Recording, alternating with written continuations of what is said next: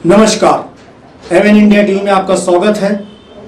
विश्व भर में कोरोना फैलाव के बाद महाराष्ट्र में भी लॉकडाउन के समय ज्येष्ठ कवि अनिल मालुकर ने अपना समय जाया होने नहीं दिया।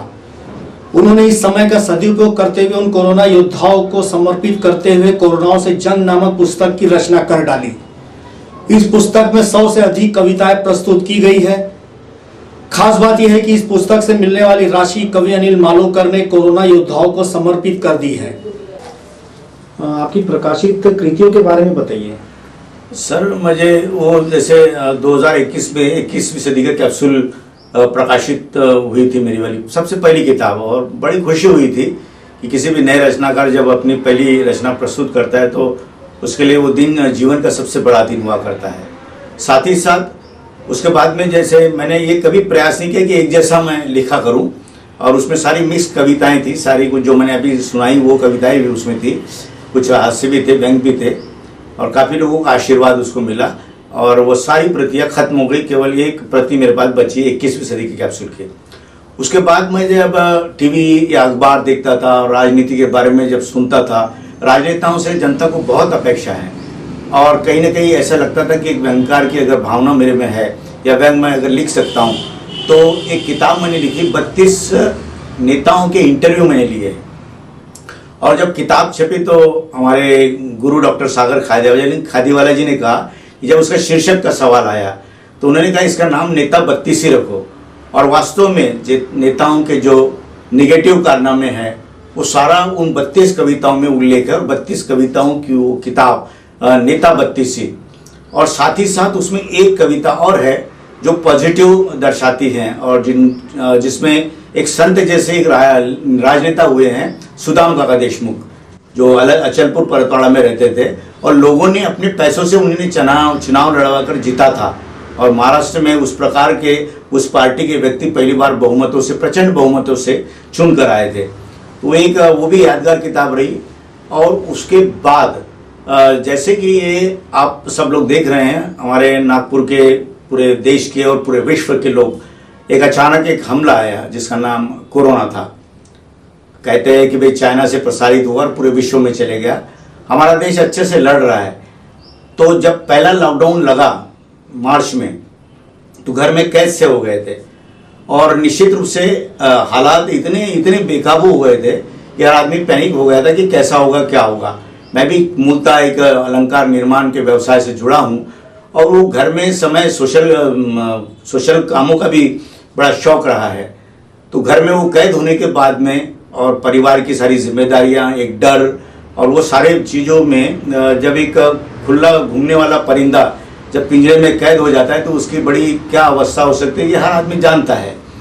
और तब मैंने सोचा कि भाई ये अभी 21 दिन का लॉकडाउन हमारे आदरणीय प्रधानमंत्री जी ने जब लगाया है, तो ये 21 दिन अपन क्या करेंगे, ये एक प्रश्न था, और हजारों करोड़ लोगों के सामने ये प्रश्न आया होगा। मैंने पहले दिन एक कविता लिखी थी साहब, पुलिस को अभिवादन करते हुए लिखी थी कि पुलिस का सबसे पहला रोल शुरू हुआ था, और पुलिस ने बखूबी अपना काम, उसमें तकलीफ भी हुई, अच्छे काम भी हुए, उन्होंने अनाज भी बांटा। तो एक कविता मैंने उस पर लिखी थी। दूसरे दिन क्या करना, तो दूसरे दिन भी एक कविता लिखी, तीसरे दिन भी एक कविता लिखी, और ऐसा करते करते मैंने सोचा कि चलो 21 दिन की किताब ही निकाल ले। तो मेरे एक मित्र है, परम मित्र है, कामठी के प्रमोद पेठे, प्रमोद ज्वेलर्स के संचालक, और उन्होंने कहा कि अनिल जी ये आप किताब निकालो, इसको हम छपाएंगे, हम प्रकाशित करेंगे। तो मुझे बड़ा अच्छा लगा, बेहद अच्छा लगा कि भाई हमारे मित्र इतने प्यारे प्यारे मित्र हैं, हमारे पुरुषोत्तम जी कावले, राजेश रोकड़े, इस प्रकार के बहुत सारे, सागर खादीवाला जी, अविनाश बागड़े जी, दया शंकर मोहन जी, नीरज व्यास जी, ये लगातार मुझे समझाते थे, और मैं सारी कविताएं उनसे रिराइट करवाता था। वो मुझे इस्लाह करते थे, और मैं इस्लाह को पहले ही कहा कि मैं सम्मान देता हूँ, उसमें आपकी कोई भी गलतियां हों तो आपके मित्र कभी उसको गलत नहीं होने देते, उसमें सुझाव देते आपको, और मैंने उनका आदर किया। और वो 21 कविताएं बनने के बाद में जो त्रासदी मैंने भोगी, तो मैंने सोचा कि यार ये लिखना है नहीं, इसको भोगना है, कहीं मैं दिमाग की कोई नस भी फट सकती है, तो मैं इसे बंद करना चाहता हूँ। तो कई मित्रों पे जब वो फेसबुक पे हर दिन जाती थी कविताएं, तो उन्होंने कहा कि नहीं यार इसको 50 करो आप, क्योंकि लॉकडाउन 2, लॉकडाउन 3 बढ़ते चले गया। 50 होने के बाद फिर रोकने की कोशिश की, फिर मित्रों के फोन आए, फिर वो प्रमोद जी का फोन आया कि आप इसको शतक करो। हमारे अविनाश बागड़े, उन्होंने कहा शतक करो, सागर जी ने कहा कि इसको शतक बना लो।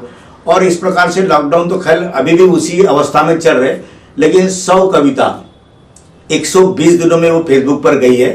तो यूं इस प्रकार से वो शतक ही बन गया।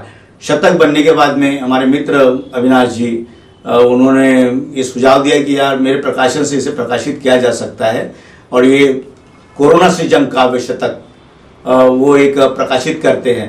फिर उसके प्रूफ निकाले गए। CD शिवनकर जिन्होंने इसका पूरा पेज सेटिंग किया, उसके लिए खास चित्र बनाया, और उसके बाद में वो जब किताब छप कर आई तो फिर एक विचार आया कि भाई जो भी प्रकाशन में खर्च आया, क्योंकि आज तक यही होता था कि प्रकाशन करने के बाद जो हमारे लोकल लेवल पे बहुत बड़े और ऊंचे साहित्यकारों की किताबें तो बिकती है, लेकिन हम जैसे लोगों की किताबें बिकती नहीं है, या तो वो बांटने में चली जाती है या घर के गोडाउन में पड़ी रहती है।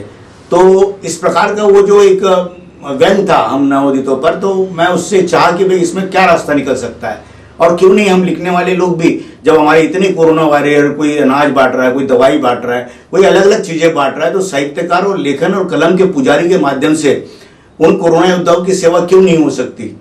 और हमने घोषणा की, वो 100 किताबें छापने के बाद 200 रुपये उसका सहयोग राशि मूल्य रखा, और उसके जो भी हमारे मित्रों ने फेसबुक पर, व्हाट्सएप, गूगल और ये सारी चीज़ों पर उसकी जब पब्लिसिटी हुई तो बड़ी आराम से 1-1.5 महीने में उसमें वो सारी 500 किताबें बिक गई।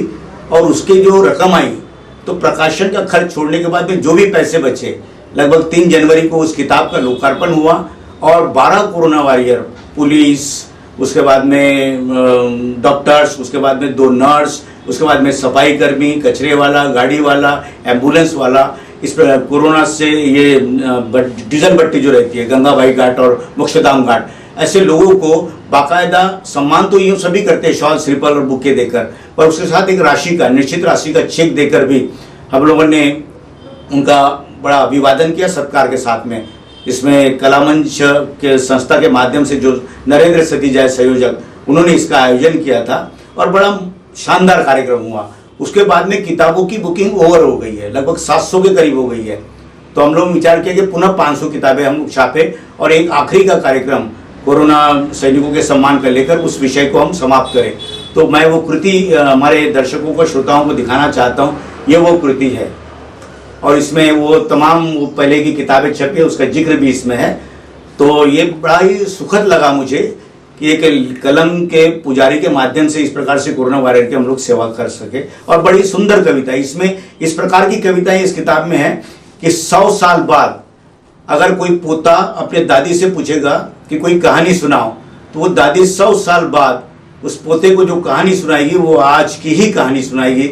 इस प्रकार की व्यंग्यात्मक कविताएं, कुछ हास्य कविताएं, कुछ चिंतन की कविताएं इस कोरोना से जंग में हमारे दर्शक श्रोता पाएंगे।